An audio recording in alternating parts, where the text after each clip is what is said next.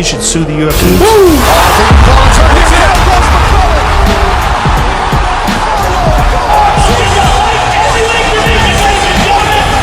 Introducing the challenger, the former UFC light heavyweight champion of the world, Jamahal Hill.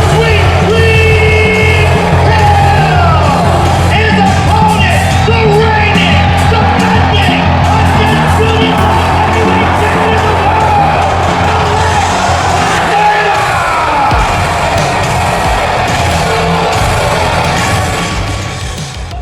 So Jamahal goes up to Alex, shakes his hand. Now you guys can be in the same room and be doing your pictures and doing your interviews, so just ignore the guy or even get a chip on your shoulder. Or you can go over and say hello.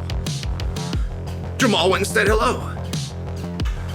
And Alex never appears to be the most jovial guy and happiest guy, but you also can't say that he's irritated or bothered. Like, he puts off a body language and expression that's kind of hard to interpret. It really is. And so, Alex was doing Alex, and Jamahal needed a sweatshirt sign. Now, you cannot be the alpha in an alpha off, and you cannot win the alpha off if you ask the guy for his autograph. It cannot be done. Jamahal had to get this shirt signed because he's having everybody on 300 sign it. So I'm just sharing, it's a very difficult position to be in when you're trying to win an alpha off.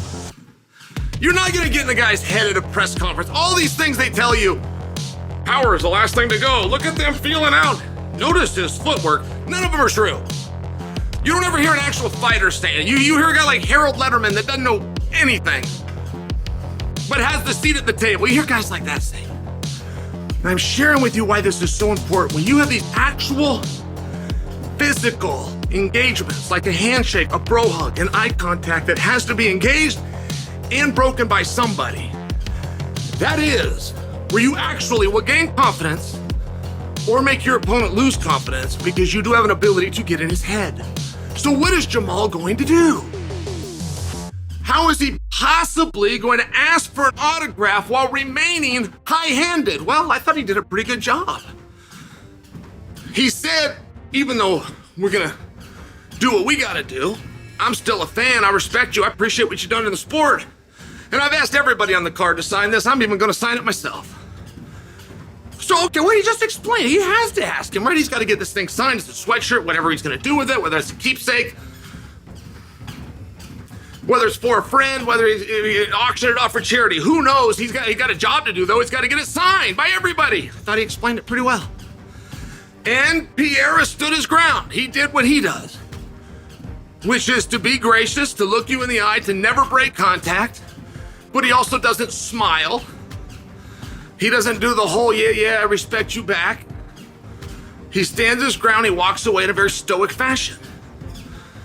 So when I watched this, the fact that it was started by Jamahal is very strong. The fact that it was ended by Jamahal is very strong. Jamahal walked up, Jamahal walked away. The fact that Jamahal needed an autograph, not so good. Final sign, when it's done, Jamahal takes the shirt that gets signed. He basically throws it to a corner man without even making eye contact.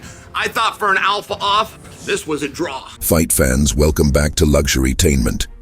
UFC fans have plenty to get excited about as UFC 300 draws near.